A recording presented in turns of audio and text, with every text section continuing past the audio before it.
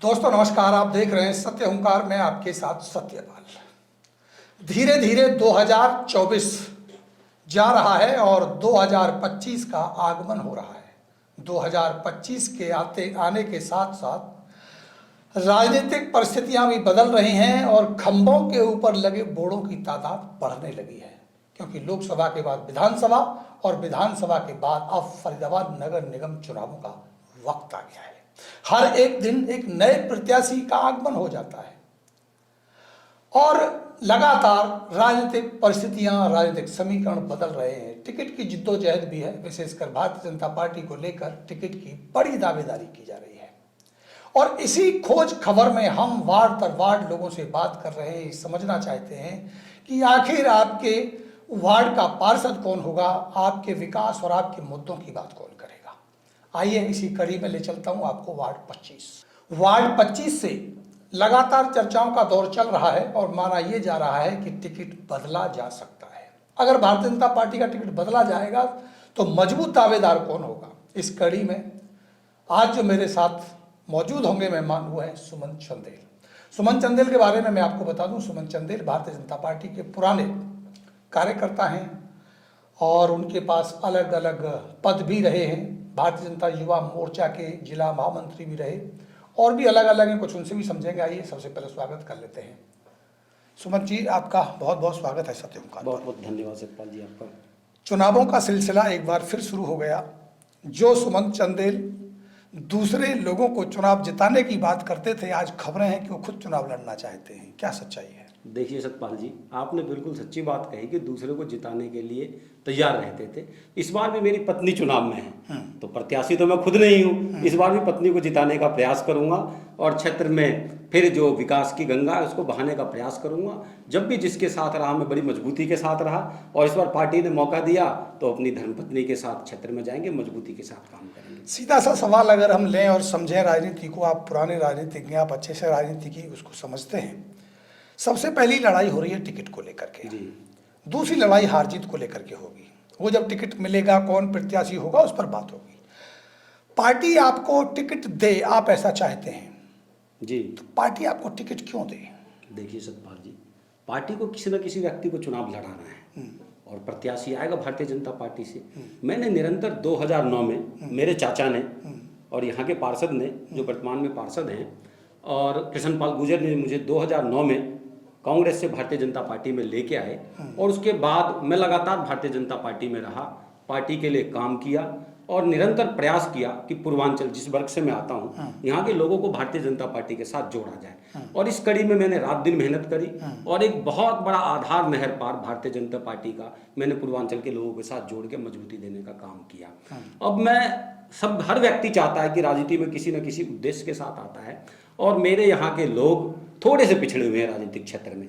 बराबर के राज्य में आप दिल्ली में देखिए, उत्तर प्रदेश में देखिए, तो वहाँ पूर्वांचल के लोग ज़्यादा सक्रिय हैं। यहाँ पूर्वांचल के लोग आबादी के हिसाब से, भारतीय जनता पार्टी में सदस्यता के हिसाब से बड़ी मजबूत में हैं, लेकिन जब चुनाव की बात आती है तो थोड़े से वो पीछे रह जाते हैं। तो मैं इस बार चाहता हूँ कि पार्टी उन लोगों को भी मौका दे जिन्होंने निरंतर पार्टी के लिए काम किया है। हर चुनाव में, चाहे लोकसभा का चुनाव हो, विधानसभा का चुनाव है, कोई भी चुनाव हो, तो पार्टी के लिए, भारतीय जनता पार्टी के लिए और प्रत्याशी के लिए पूर्वांचल के लोगों ने बड़ी मजबूती के साथ और बड़ी मेहनत के साथ काम किया है।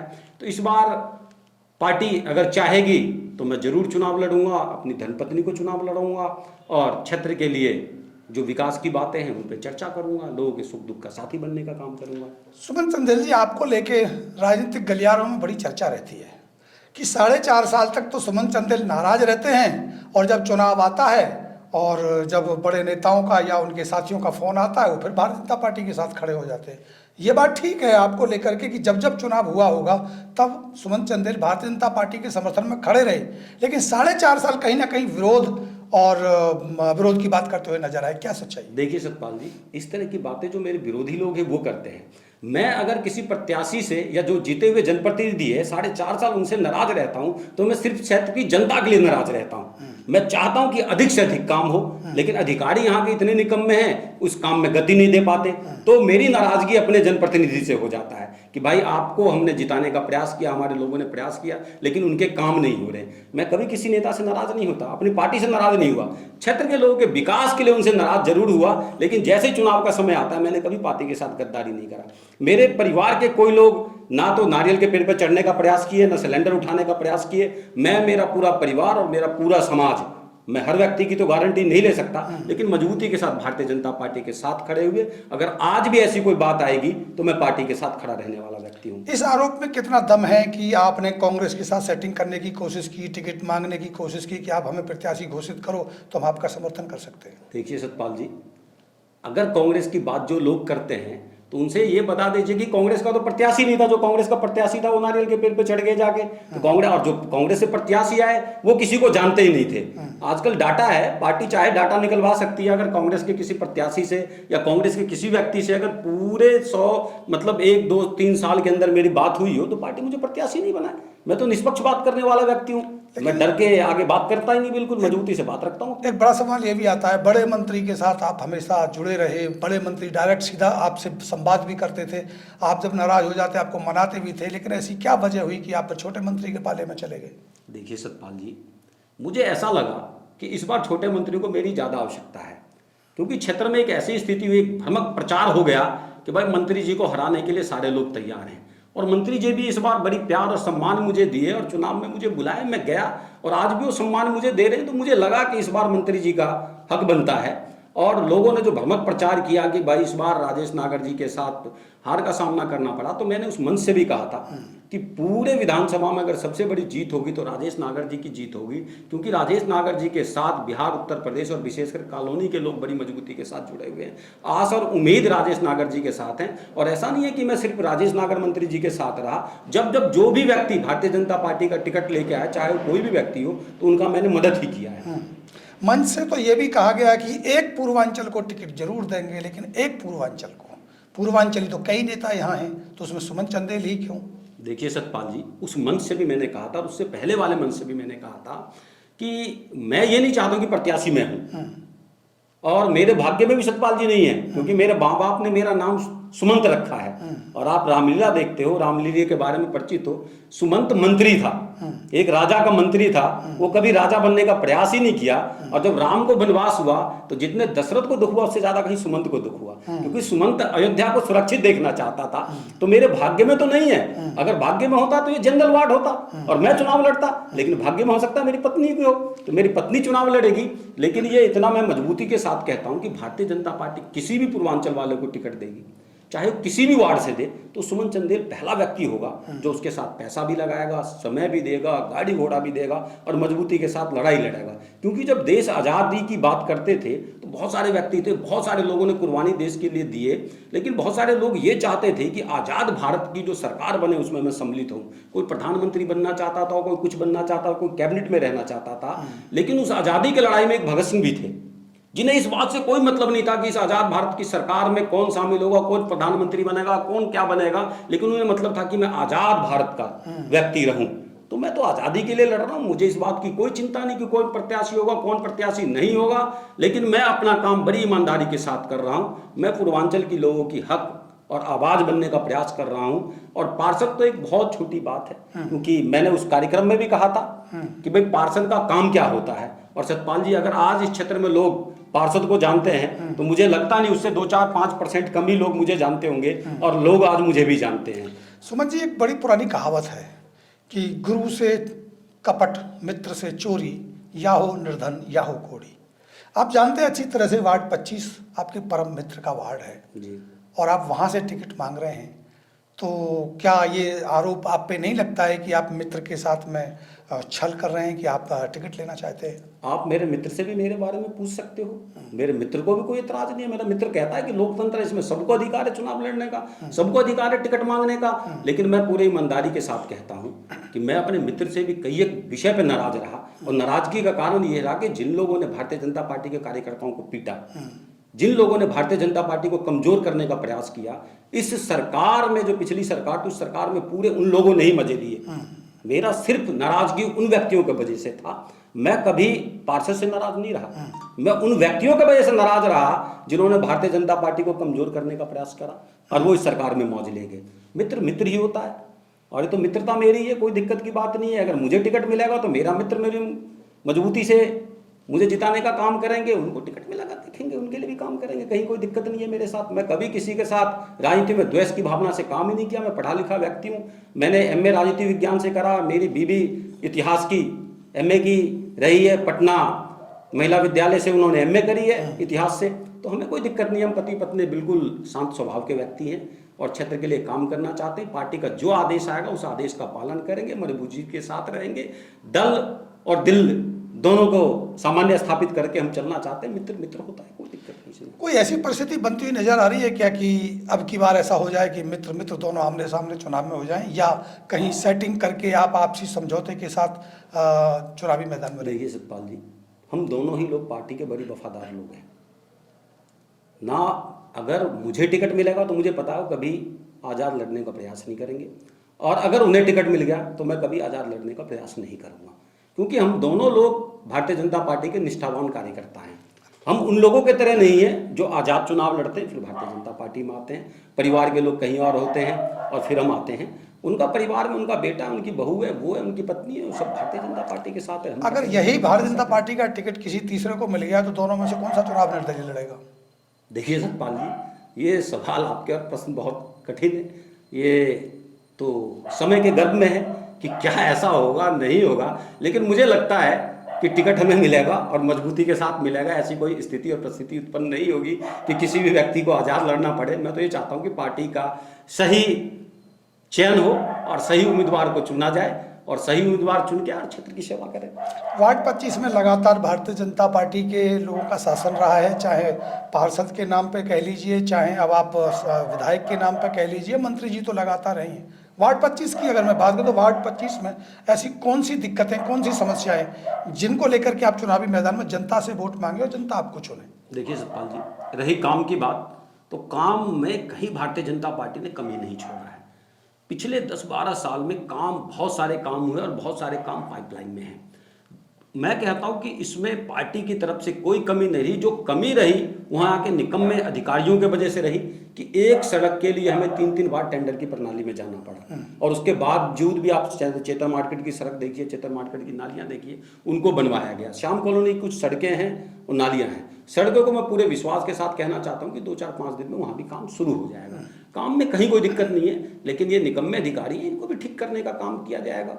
सुमन चंदेल जी, आपकी वार्ड के आसपास जो परिस्थिति बन रही है, जैसे हम सीवेज की अगर बात करें, पूरा जल भराव है, पानी भरा हुआ है, इसको लेकर जिम्मेदार आप किसको मानते हैं? देखिए सतपाल जी, भविष्य में अगर हमें सड़कें मिली होती, भविष्य में हमें नालियाँ मिली होती, भविष्य में अगर हमें सीवर मिले होते तो इनको हम ठीक करते, इनकी रिपेयरिंग करते, इनके लिए एक बजट पास करते कि यहाँ से यहाँ तक की सीवर को ठीक कर दिया जाए। लेकिन भविष्य में हमें कुछ मिला ही नहीं। जो पिछली सरकारें थी, उन सरकारों में ना तो हमारे क्षेत्र में सड़क थी, ना हमारे क्षेत्र में बिजली की अच्छी व्यवस्था थी, ना हमारे यहाँ नाली थी, ना हमारे कुछ भी ऐसी व्यवस्था नहीं थी जिसको हम रिपेयर कर सकते हैं।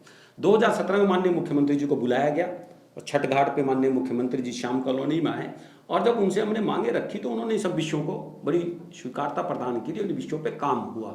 जब काम हुआ तो पूरा नए सिरे से काम हुआ है। कहीं पे काम में दिक्कत आ गई है, कहीं कनेक्टिविटी अच्छी नहीं हो पाई, कहीं पे पाइप गलत जुड़ गया, तो इन सब कामों को अब दोबारा से रिवाइज किया जा रहा है और जहाँ जहाँ दिक्कत है उन दिक्कतों को दूर किया जा रहा है। समस्या है, समस्या से मैं भी अवगत हूँ, क्योंकि मैं जहाँ रहता हूँ वहाँ जल भराव होता है, मैं भी वहीं से निकल के जाता हूँ, मेरी पत्नी भी निकल के जाती है, मेरी बेटियां भी निकल के जाती हैं, मेरे बेटा भी, सब लोग वहीं से निकल के जाते हैं, सभी लोग परेशानी होते हैं। अगर क्षेत्र की जनता को परेशान है, परेशान मैं भी हूँ। मैं भारतीय जनता पार्टी का कार्यकर्ता हूँ, चाहे कांग्रेस किसी भी दल का कार्यकर्ता हो, अगर उस क्षेत्र में रह रहा है तो दिक्कत है, लेकिन उस दिक्कत के लिए बड़ी मजबूती के साथ हम लोग काम कर रहे हैं। और निरंतर आप जाइएगा तो कहीं जेसीबी आपको चलते दिखाई देगा, कहीं पे नालियाँ की रिपेयरिंग का काम चल रहा होगा, कहीं पे रोड का काम चल रहा होगा, काम हो रहा है क्षेत्र में। 15 साल हो गए वार्ड 25 में भारतीय जनता पार्टी की सत्ता को आए हुए। 2017 में जब मुख्यमंत्री आए थे तो उन्होंने 50 बेड का हॉस्पिटल दिया, उसको आज तक जगह ही नहीं मिली। ये ठीकरा किसके सर फूटेगा? देखिए सर, मैं आपको बताना चाहता हूँ, उसके लिए स्वास्थ्य विभाग को जमीन की बात आती, कभी ये अगवानपुर वार्ड में दिखाया जाता है, कभी पल्ला होता है, कभी शिफ्टिंग होता है। जो मुख्यमंत्री ने जिन जिन घोषणाओं के ऊपर बातें करी वहाँ वो अधिकतर घोषणाओं पे काम हो चुका है। चाहे पल्ला में जो हमारा पावर हाउस था, उसके अलावा एक सब डिवीज़न बनाने की बात थी, उस पर भी काम हो गया। ये हॉस्पिटल वाली बात रह गई है, उसके लिए भी हम अब मजबूती के साथ प्रयास करेंगे। और कल तक तो हम संगठन के लिए काम कर रहे थे, आज राजनीति में खुल के एक जनप्रतिनिधि के तौर पे आने का प्रयास कर रहे हैं, तो उस विषय भी मजबूती से काम करेंगे और 2017 की जो लोगों की मांग है उसको पूरा करने का प्रयास करेंगे। कितनी उम्मीद है सुमन चंदेल को कि टिकट मिलेगा और चुनावी मैदान में चुनाव लड़ेंगे? देखिए सतपाल जी, टिकट के दौड़ में तो मैं पिछली बार भी था और लास्ट मोमेंट में मेरा टिकट जाके कटा, जबकि उस समय मेरे पैरवी में लोग कमजोर थे। जिन्होंने मेरी पैरवी करी थी वो आज शायद यहाँ पे है नहीं, वो दूसरी जगह चले गए, लेकिन उन्होंने मेरी पैरवी मजबूती से करी। अगर हम कहीं कोई बहस करते हैं, कोई लड़ाई लड़ते हैं, तो वकील उसका मजबूत होता है। और मैं एक ऐसा व्यक्ति हूँ कि मेरे लिए सभी लोग तैयार हैं, चाहे वो किसी भी क्षेत्र के लोग हो, मेरा अपना जो मेरी पैरवी करता है वो है, या जिनके सामने मैं मांग रहा हूँ वो है। मेरा किसी से भी मतभेद नहीं है, किसी के साथ वो नहीं है। मैं बड़ी शांति प्रिय व्यक्ति हूँ और मैं बड़ी आराम से, मैं किसी पे आरोप प्रत्यारोप नहीं लगाता। मैं अपनी मांग को बड़ी मजबूती के साथ रखा हूँ और पार्टी पे मुझे पूरा विश्वास है कि पार्टी हमारी पत्नी को प्रत्याशी बनाने का प्रयास करेगी। और पार्टी ने अगर ऐसा नहीं किया, जिसको भी बनाया, तो मुझे कोई दिक्कत नहीं है, वो मजबूती के साथ पार्टी के साथ ही खड़ा रहेंगे। आखिरी सवाल लेंगे सुमन जी आपसे, एक कॉमन सवाल लेंगे कि आज ये स्थिति बन गई है कि हर एक आदमी चुनाव लड़ लेना चाहता है। कुछ ऐसे लोग भी चुनावी मैदान में आ रहे हैं, कुछ व्हाट्सएप ग्रुप के माध्यम से, कुछ फेसबुकिया के माध्यम से, कुछ लोगों ने बैनर बोर्ड लगा दिए हैं। पार्षद का चुनाव कितना अहम है और कैसे व्यक्ति को इस मैदान में आना चाहिए? क्या वास्तव में ये इतना हल्का चुनाव है कि जो व्यक्ति अपनी दिनचर्या या अपने खाने कमाने के साधन संपन्न भी नहीं है, वो भी चुनाव की दौड़ में आज लग रहा है? इसको लेकर आपकी कॉमन मैन की तरह राय क्या है? देखिए सतपाल जी, मैं एक चीज़ आपको बता दूं कि जो लोग भी पार्षद पद के अपने आप को दावेदार मानते हैं, मुझे लगता है कि जब वो क्षेत्र में है, क्योंकि होर्डिंग पोस्टर भी हर कोई नहीं लगा रहा है, फेसबुक के माध्यम से डालते हैं, तो लोग पूछते हैं कि है कौन, ये कहाँ रहते हैं। ना तो जनता से उनका संवाद है, ना जनता से उनका संपर्क है, ना जनता का उनसे संपर्क है। वो बिल्कुल एक अननोन व्यक्ति साबित हो जाते हैं। दूसरी बात है कि अगर आप बड़ी बारीकता से, ईमानदारी के साथ उनको अपने वार्ड का क्षेत्रीय आधार पूछेगा, तो पूरे वार्ड के बारे में नहीं बता पाएंगे कि उनका वार्ड कहाँ से शुरू होता है, कहाँ खत्म होता है, उसके उनके वार्ड में कितने बूथ हैं, उनके वार्ड में कितने वोटर हैं, और कहाँ का वोट कहाँ शिफ्ट हो गया, कौन से वार्ड में कितने कटे नहीं कटे। वो आपसे ही पूछ लेंगे कि पत्रकार बंधु मेरे को बता दीजिए कि मेरा वार्ड कैसा है। तो उन्हें इन चीज़ों का ज्ञान नहीं है। लेकिन आपने एक बहुत अच्छी बात करी कि जब घोड़े को नाक ठोका जा रहा था, तो मेरे की बोली कि मुझे भी नाल ठोक दो। तो इस तरह के भी नेता है, कोई दिक्कत नहीं। मुझे उन लोगों से भी, उनके लिए भी मेरे मन में सहानुभूति है कि चलो उनकी भी इच्छाएं चुनाव लड़ने का, और परमात्मा उनको भी शक्ति दे, लोग लड़े चुनाव, हमें कहीं कोई दिक्कत नहीं है। सब मेरे भाई हैं, सब मेरे मित्र हैं और सबका मैं मित्र हूँ, कोई दिक्कत नहीं। सबकी इच्छाएं होती है और शादी के गीत सारे सच्चे नहीं होते सतपाल जी। तो इसलिए तो मैं कहता हूँ कि ठीक है, आज़ाद भारत है, सबको अपनी बातें रखने का आज़ादी है, सबको अपनी मन की बात रखनी चाहिए और कोई दिक्कत नहीं है, कोई लड़े, कोई दिक्कत नहीं है हमें। ठीक है, आपने समय दिया, इसके लिए आपका बहुत बहुत धन्यवाद सतपाल जी आपका। तो ये थे सुमन चंदेल, जो लगातार अपनी बात को बड़ी प्रमुखता से रखते भी हैं। और जो सवाल मैंने अंत में किया, और ये सवाल मैं आपसे भी करता हूँ, क्या ऐसे लोगों को चुनाव लड़ने का अधिकार मिलना चाहिए? वैसे तो अधिकार है, क्योंकि लोकतंत्र है कि जिसे ना मुद्दों की समझ है, ना अपनी बात रखने की, ना उसे अपने परिवार को चलाने की समझ है, लेकिन हाँ लाइन में लगा हुआ है। लोकतंत्र है, चुनाव तो वो लड़ सकता है। लेकिन मेरा जो कहना है आपसे कि आपको किसको चुनना है, ये आपको तय करना है। आप ऐसे पार्षद को चुनें जो आपके विकास की, आपकी समस्याओं पर बात कर सके और आपके मुद्दों की बात कर सके, क्योंकि यही एक ऐसा चुनाव है जो सिर्फ और सिर्फ आप और आपके परिवार से जुड़ा हुआ है, जो आपके मुद्दों पर, आपके विकास पर बात होगी। हमारी नज़र इस पर लगातार बनी रहेगी और भी साथियों के साथ एक बार जोड़ेंगे आपको। जुड़े रहिए मेरे साथ, देखते रहिए सत्य ओंकार। नमस्कार।